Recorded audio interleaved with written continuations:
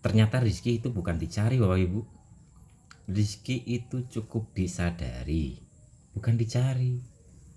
Karena banyak yang mencari rizki ke sana kemari, tapi akhirnya yo mumet-mumet sendiri.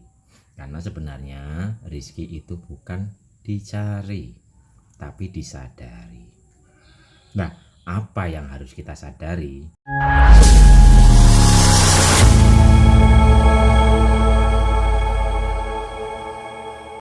Ternyata rizki itu bukan dicari, Bapak Ibu. Rizki itu cukup disadari, bukan dicari. Karena banyak yang mencari rizki ke sana kemari, tapi akhirnya yo mumet-mumet sendiri. Karena sebenarnya rizki itu bukan dicari, tapi disadari. Nah, apa yang harus kita sadari?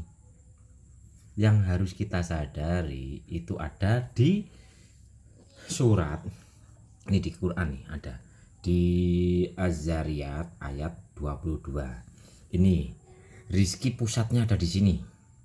Makanya bukan dicari tapi disadari. Dan apa yang harus disadari? Di sini dijelaskan, dan di langit terdapat sebab-sebab rizkimu dan apa yang dijanjikan kepadamu. Nih di sini. Jadi di langit. Jadi cukup sadari langitnya. Tapi langitnya itu bukan langit yang itu, Bapak Ibu, bukan langit yang ada di luar diri. Yang dimaksud langit dalam surat tersebut ayat 22 itu adalah hati, adalah rasa. Jadi masalah rizki itu masalah hati, masalah rasa.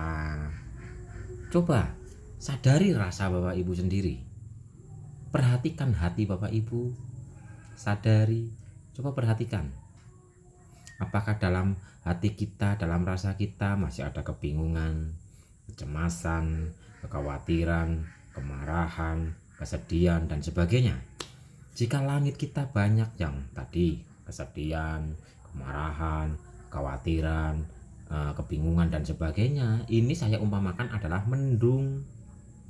Jadi langit hati kita atau hati kita tertutupi mendung, langit kita tertutupi mendung, sehingga umpama ini langit nih, terus kan langit ini hati, ada mendungnya, makanya sinar ilahinya atau sinar mataharinya ya tidak tembus, tidak mengalir. Karena apa?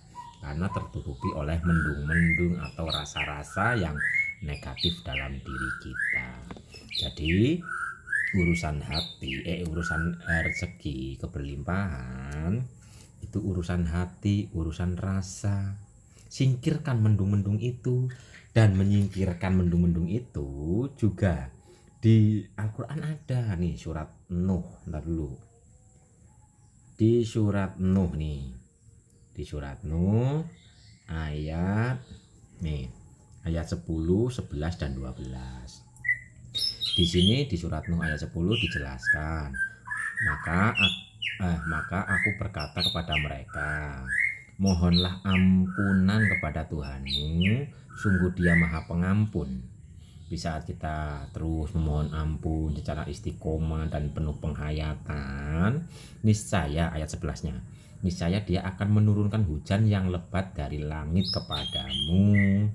Dan ayat 12-nya, dan Dia memperbanyak harta dan anak-anakmu, dan mengadakan kebun-kebun untukmu, dan mengadakan sungai-sungai untukmu. Nih sudah dijelaskan juga. Jadi kalau urusan rezeki itu urusan langit atau hati atau rasa, dan di langit kita ada mendungnya, di situ kita harus membersihkan mendung-mendung itu dengan cara apa? Di surat Nuh ayat 10 kita memohon ampun secara syariat, memohon ampun, beristighfar, memohon ampun, kita mengakui kelalaian, kedoliman yang pernah kita perbuat dulu. Karena mungkin dulu kita ada rasa marah, khawatir, sedih, menyakiti orang, dan sebagainya nih, kita harus mohon ampun. Lah, beristighfar atau mohon ampun ini adalah membersihkan mendung-mendung yang ada di dalam hati kita, yang menutupi cerahnya langit. Kita beristighfar secara istiqomah, penuh pengakuan, penuh penghayatan.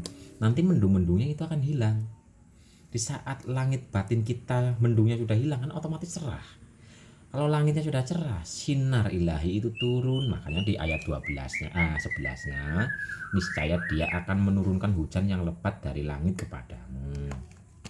Jadi yang dimaksud hujan yang lebat atau turun dari langit itu tadi, itu adalah rahmat ilahi mengalir. Di saat kita sudah memohon ampun, membersihkan hati kita, maka mendungnya hilang, air yang lebat turun dari langit atau cahaya rahmat, energi rahmat, rahmat ilahi itu mengalir ke jiwa raga kita, membersihkan endapan-endapan energi, membersihkan hambatan-hambatan energi, melapangkan dada kita, melapangkan rasa kita. Di saat rasa kita sudah lapang, penuh penerimaan, penuh rasa syukur, otomatis Bapak Ibu, yang di luar itu akan mengikuti. Ingat, hukum energi, apa yang kita pancarkan itulah yang kita download. Kita bersedih, otomatis kita sedang memancarkan kesedihan, dan otomatis juga kita sejatinya sedang mendownload kesedihan. Kita khawatir, berarti kita memancarkan tentang kekhawatiran, otomatis kita akan mendownload tentang sesuatu yang membuat diri kita khawatir. Jadi kunci untuk rizki, kunci untuk keberlimpahan, kunci untuk kecukupan dan sebagainya adalah mohon ampun, beristighfar. Secara syariat beristighfar adalah mohon ampun, pengakuan. Secara hakikat beristighfar, mohon ampun adalah pengembalian. Kita sadar utuh bahwa kita tidak bisa apa-apa. Kita kembalikan segala urusan kita kepadanya. Kita kembalikan diri kita kepadanya. Tapi intinya dipraktekkan ya Bapak Ibu. Nih, di sini sudah sangat dijelaskan di surat Az-Zariyat tadi 22. Sebab-sebabnya rizki itu ada di langit. Langit itu adalah hati, adalah rasa. Dan di sini di ayat Nuh, surat Nuh ayat 10, kita disuruh untuk memohon ampun. Niscaya dia akan menurunkan hujan yang lebat dari langit. Rahmat turun. Di saat rahmat turun, dia akan memperbanyak harta dan anak-anakmu, dan mengadakan kebun-kebun untukmu, dan mengadakan sungai-sungai untukmu. Nah, yang dimaksud anak itu bukan berarti anak kandung, bukan. Bapak Ibu sekarang mungkin punya usaha. Ketika Bapak Ibu rajin beristighfar, mohon ampun, mengembalikan diri, mengembalikan segala urusan kepadanya, yo ditambah anak buah. Ya anak ini kan anak, yo anak buah, yo anak cabang gitu loh. Sedangkan harta ya bisa tambah sehat, jadi sehat. Kan kesehatan adalah harta yang sangat berharga. Ketenangan juga adalah harta yang sangat berharga. Keluarga adalah harta yang sangat berharga. Materi itu adalah harta gitu loh. Jadi intinya kita akan jadi tenang, damai, bahagia, berlimpah, makmur, sejahtera. Hidup akan penuh dengan berkah. Intinya gitu Bapak Ibu di sini nih. Jadi untuk Bapak Ibu yang hubungannya dengan ekonomi, hubungannya dengan keberlimpahan, hubungannya dengan rizki, ingat sumbernya ada di dalam hati, ada di dalam rasa. Jadi bukan kita mencari, tapi cukup disadari. Hati kita disadari, masih ada enggak kegelisahan? Kalau masih ada, bersihkan. Cara membersihkannya beristighfar. Salah satunya lebih Bapak Ibu, biarpun cara membersihkannya ada yang dengan mungkin bersyukur, ada yang dengan sadar nafas, ada yang dengan wirid dzikir, ada yang berbuat kebajikan dan sebagainya. Tapi kalau ayat yang ada di sini itu kita disuruh untuk beristighfar. Secara syariat beristighfar itu adalah mohon ampun, secara hakikat beristighfar adalah kesadaran kita mengembalikan semuanya kepadanya. Praktekkan Bapak Ibu,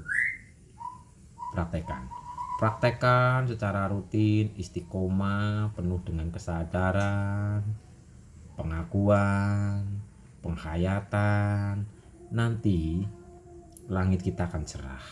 Nanti hati kita yang sempit akan lapang. Nanti ekonomi yang mungkin seolah-olah seret akan dilancarkan dan sebagainya. Ingat, yang penting praktek secara istiqomah kontinu. bisa dipraktekkan habis sholat atau lagi nggak ngapa-ngapain, lagi duduk, kumandangkan dalam hati, kumandangkan dalam hati. Begitu Bapak Ibu, ini untuk urusan rezeki. Nanti ketika sininya sudah bersih, kita akan tertuntun dan terbimbing karena rezeki itu ada dua, ada yang disambut atau ada yang dijemput. Nah dua, nanti kita sudah tidak mencarinya lagi, tapi kita menghampirinya karena rezeki itu sudah ditaruh di suatu tempat nih.